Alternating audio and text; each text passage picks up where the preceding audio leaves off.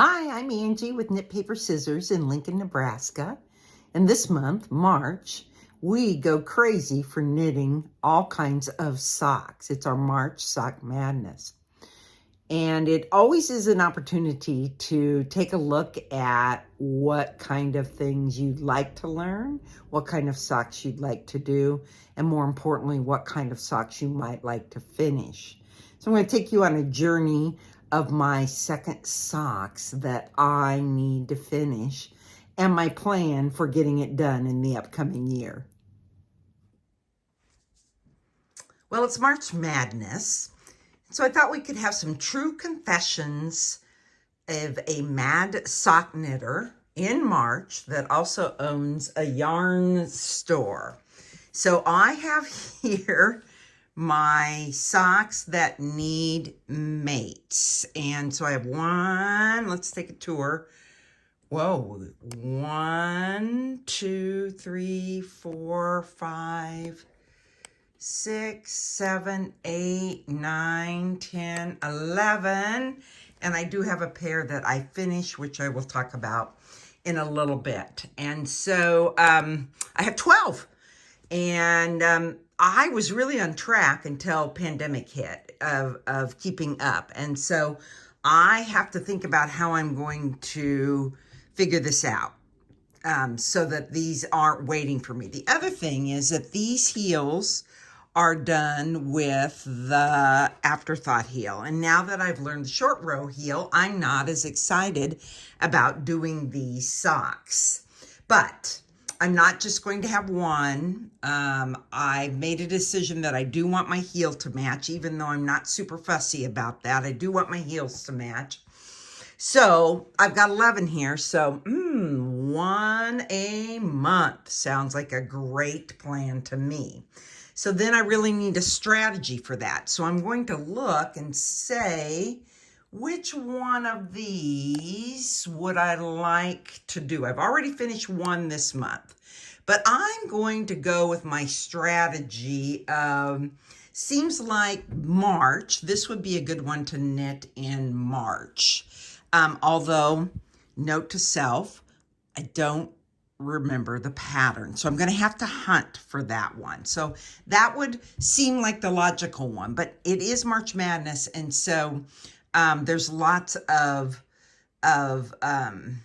socks that I want to finish. So I'm going to move him out, and I'm actually going to move this sock into place for my sock I'm going to knit yet this month and finish this month. And the reason I'm going to do this, can you guess why? Is it's a vanilla sock, meaning that you go round and round, the stripes do the work. So that's going to be the easiest for me to finish. So that's a sock that I am committing to do in March. Then I think about April and May, and you can kind of tell when these colors came out. This would seem to be a real logical one to do in April. And so I'm going to move that into the April queue. And then this I'm going to knit in May. It's a big commitment here saying these things because that just reminds me of spring. And so when I'm knitting, I like to work on. So March, April, May. And then we see this guy. And he is a kind of a red, white, and blue sock. And so I'm going to knit him in June so that I have it ready to go in July. And it's a cable pattern, so it takes a little more time. I have no idea what pattern I use, so I will have to spend a little more time hunting that. These two, I know what one that is. So I will do that in June.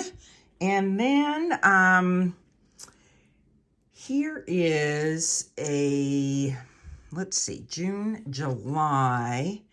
I think this one looks kind of like fireworks. And so I'm going to knit this mate in July. And then we're getting close to fall. So that means that this one that is a Husker look, I'm going to knit that in August so that it is ready to go. Then I've got 3 really fall kind of looks that, fall socks that are happening. This is probably my favorite that I'd love to knit. And this one was a winter solstice colorway. That is super fun as well, but it's got a cable. So let's see, I've got August decided, so I need September, October, and November. So I think what I'm gonna do is I like this one the most, so I'm gonna knit this one in September, and then this one will move to October. And then it's December and January, because I'm going to do this in a year for March Madness. So December's a busy time at the shop. This is an easier pattern. And so this will be my December sock. And then my January next year sock. Can you believe this is what my plan is? My January sock next year will be this sock. And then I moved this guy all the way, the green one, all the way to February of next year, so that then he's ready for March. Again, he'd be logical to start knitting him right now, but I don't have the pattern. I have to hunt it. I'll have to figure it out. So I've reordered, and I'm committing that I'm going to knit one of these mates each month, so that then I can complete that. That also means that I have to knit both of my socks for the month, the new colorways for the month. I'm going to scooch these up, and I want to show you the 2 that the one that I finished. I don't even know when I knit this one, but this is my original one, and this is my second one. And so we're going to look down on these a little bit here. And let's talk a bit about them. The heels don't really match. This heel is bigger. This is an afterthought heel. And so I had to kind of refresh myself. So this one, I probably didn't do as many rounds. This one is actually too big of a heel. If I had done this at the time, I might have taken this back out and fixed it. Not at this point. I am calling it good. You know, there are some at-home socks. There are some socks that go in your shoes, maybe not your Birkenstocks. This might be a pair.